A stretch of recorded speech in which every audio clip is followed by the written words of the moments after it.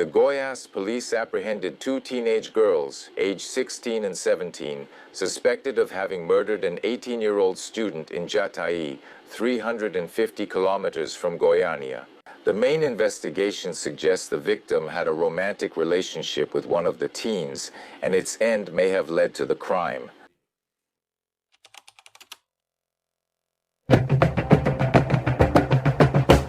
After the year-end festivities, everyone is already looking forward to Carnival, whether it's for fun, travel, or relaxation. Some say the year truly begins after Carnival. What do you think? Share your thoughts below. But this is also when anti-sexual harassment campaigns return strongly. Maybe a phrase that makes this very clear, very obvious, is one we've already heard here. In fact, there's a special playlist about this here on the channel. No means no is a simple phrase, but it exists because unfortunately a lot of people lose all sense, are completely clueless, think they need to insist, pressure, and cross every boundary. That must happen a lot out there, right? But there are cases where this no isn't just disrespected, it's punished. Bianca Mantelli Pazinato's case is one of them. In July 2013, when she was only 18 years old, she was stabbed to death by two girls who claimed to be her friends. Both of them were underage. They were identified only by their initials: L, M, 17 years old, and M, 16 years old.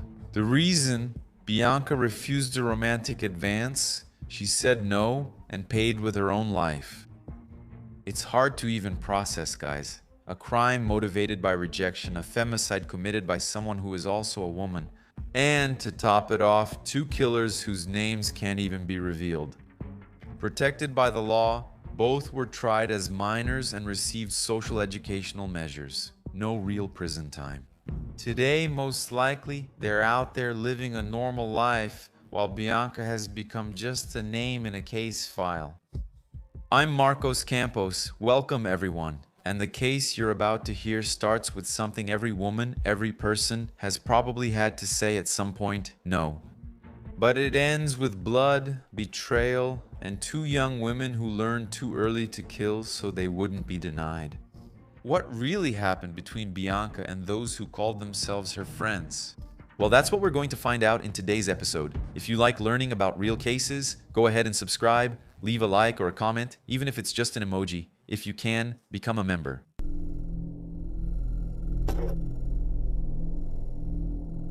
The crime was resolved quickly, in about 12 hours. And it only happened because of the efficient work of the civil police, who, at first, weren't even investigating a homicide. They were actually looking into a simple disappearance.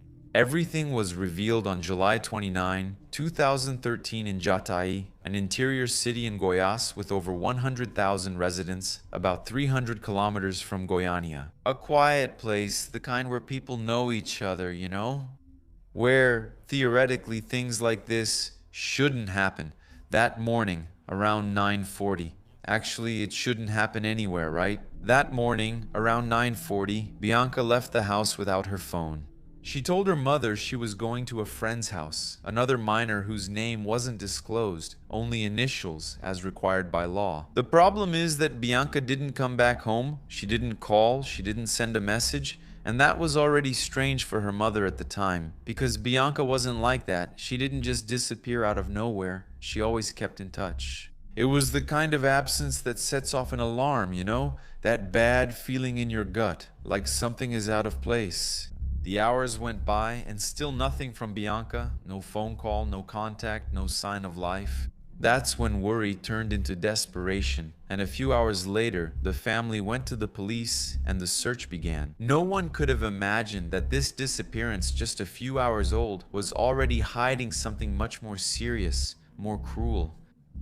Two pieces of evidence were fundamental right at the start of the investigation. The first, the conversations on Bianca's cell phone. The device was at home, allowing police quick access to everything.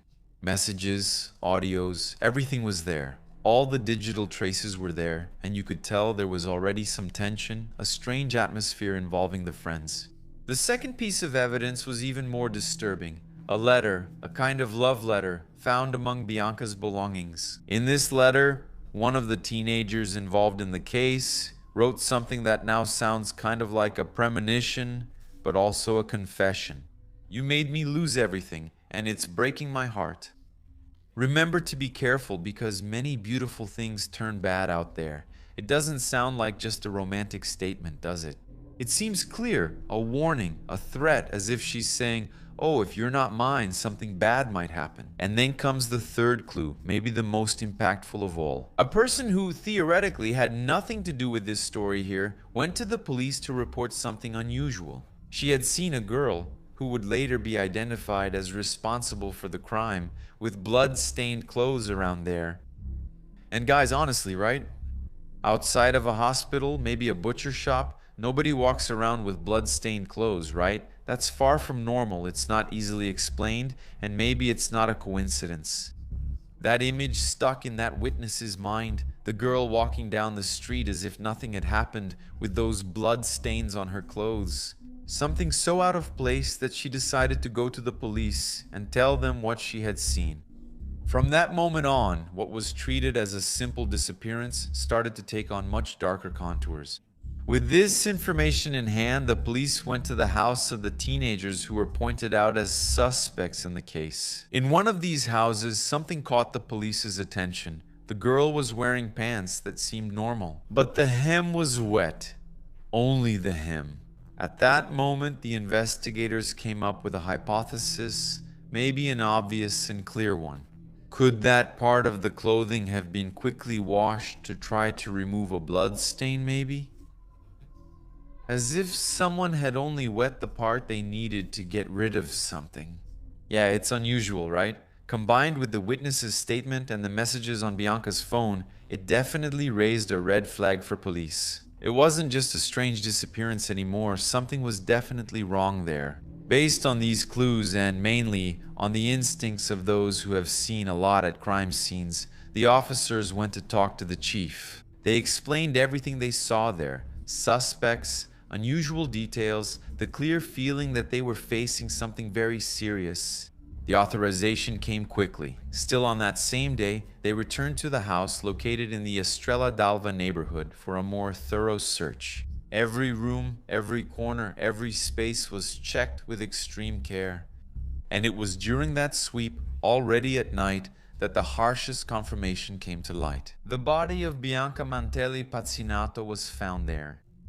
Earlier that day, she left home to visit a friend. Now, she was dead, hidden inside a residence, and the disappearance that began that morning ended in the worst possible way.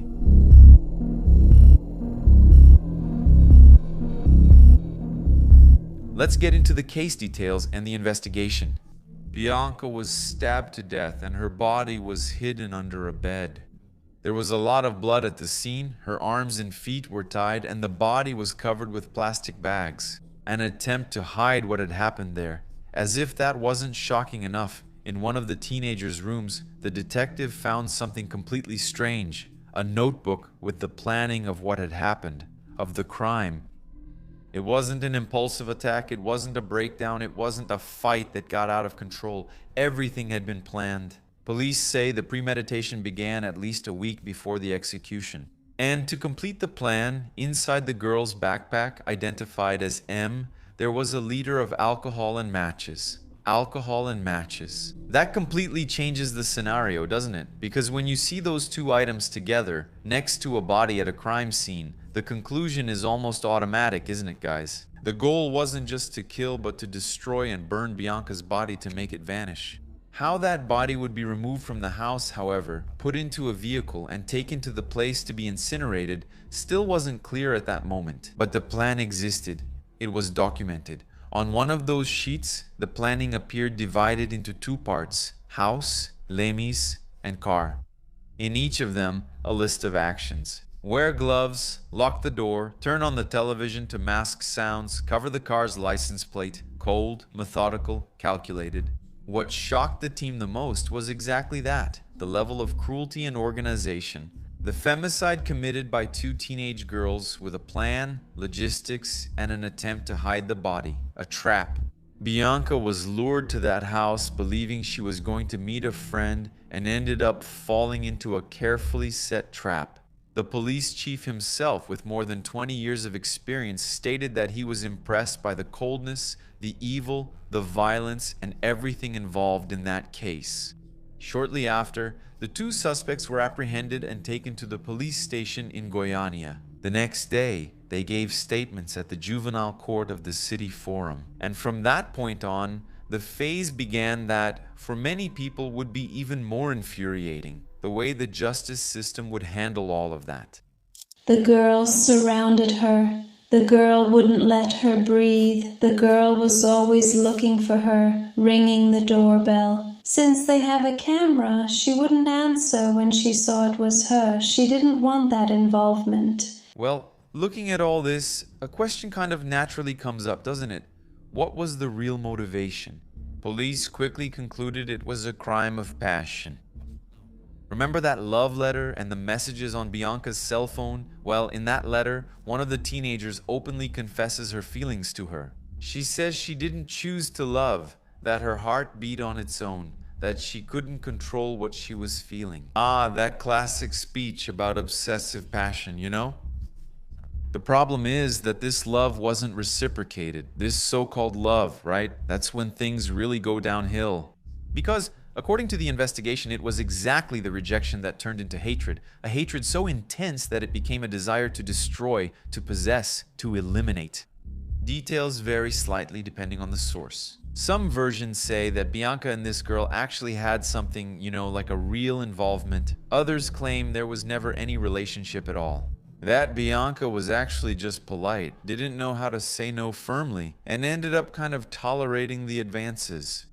Actually, those advances, maybe even taken as a joke in a way, without realizing what that was feeding in the other person's mind, because it's that absurd situation. Someone falls in love, the other person doesn't even know, then doesn't reciprocate when they find out, and somehow it seems like the fact of not knowing what the other person is thinking. Naturally, rejecting someone when you're not interested becomes an unforgivable offense, as if not wanting someone is reason enough to kill. It's all just too insane, isn't it? This letter came up after what happened, right? I think this girl, tried to write this letter and wanted this relationship, but my niece didn't feel the same way and didn't want it because she even had a boyfriend. Insane and bizarre too, actually, is this implicit background in the case, like, go ahead, do whatever you want because you're underage anyway. But I'll get to those details in a moment. It's as if age works there almost like a moral safe conduct. Moral, right? About Bianca, all the descriptions are very similar, okay? She was the kind of person who avoids conflict. Like I said, doesn't like arguments, always tries to solve things in the best way possible. A diplomatic person, doesn't like to hurt people. Her own mother about this story, which the sources differ a little on, right? Some claim they had something, others deny it. The mother insists no. The family also says she never dated that girl. What existed, at most, was really the difficulty of being direct, of cutting things off, of setting stricter boundaries. And in this case, maybe the inability to really hammer down that definitive no. Maybe on the other side, it could have been interpreted as hope, as permission, as something that in someone's twisted mind needed to be conquered, even if by force. And what shows up in practically every report is that one of the main feelings behind this crime was actually jealousy, sick, possessive jealousy. To the point where one of the girls said the following phrase, "If she's not going to be with me, she's not going to be with anyone else." Just that phrase alone already says a lot about what was going on in that girl's mind. The medical examiner's report confirmed the act's brutality. Bianca was stabbed several times, 5 in the neck and 1 in the chest. Blows aimed at vital areas, right? That sounds random and impulsive.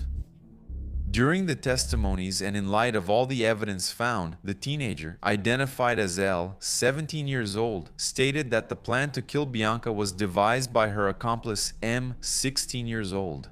According to L, it was M who thought of everything, but L was actually the rejected girl, the one with unrequited love. And according to the investigation, she was the one who even searched the internet for how to kill a person. When M was confronted with this accusation, she chose to remain silent. According to the police chief in Jatai, Dr. Andre Fernandez, this silence did not change the course of the investigation. The investigation was already pointing to something practically set up. The two acted together, planned together, executed together, without the involvement of a third person.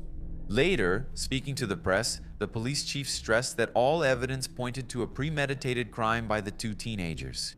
And that paper, the one found in the room, in the notebook and all, only confirmed that. On it, step by step, were described the actions that would end with the attempt to burn Bianca's body. Exactly what the police already suspected because of the alcohol and matches that were found. As for the letter from L to Bianca, it was a perfect portrait of the mind of the person who wrote it. At one moment, declarations of love, at another, veiled threats, affection mixed with anger, passion mixed with hatred. A combination that, in this case, and I think in all cases, ends in crime, doesn't it? The police chief also made it clear that, in their statements, the minors were not at all objective when talking about motivation. Quite the opposite. According to him, there was a constant attempt to put the blame on Bianca herself. Yeah, just look at that. In the words of the police chief, what I noticed at the time was that the perpetrators always tried to undermine the victim's credibility as a way to look for a justification. In other words, discrediting someone who could no longer defend herself because she was already dead. Unfortunately, that's something we've seen a lot in other cases, right?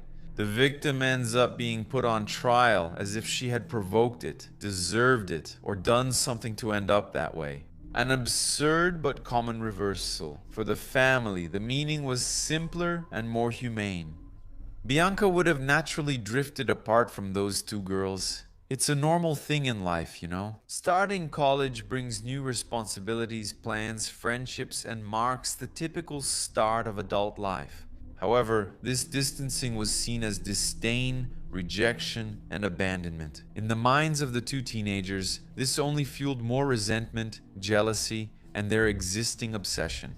And then, that capital T for the will to kill as well, right? But returning to the investigation here, it's worth noting that L, even though she had denied meeting the victim earlier that day, was the #1 suspect. That's why the police returned to her house at the beginning of that evening, asked the teenager's mother for permission to enter, and examined the room.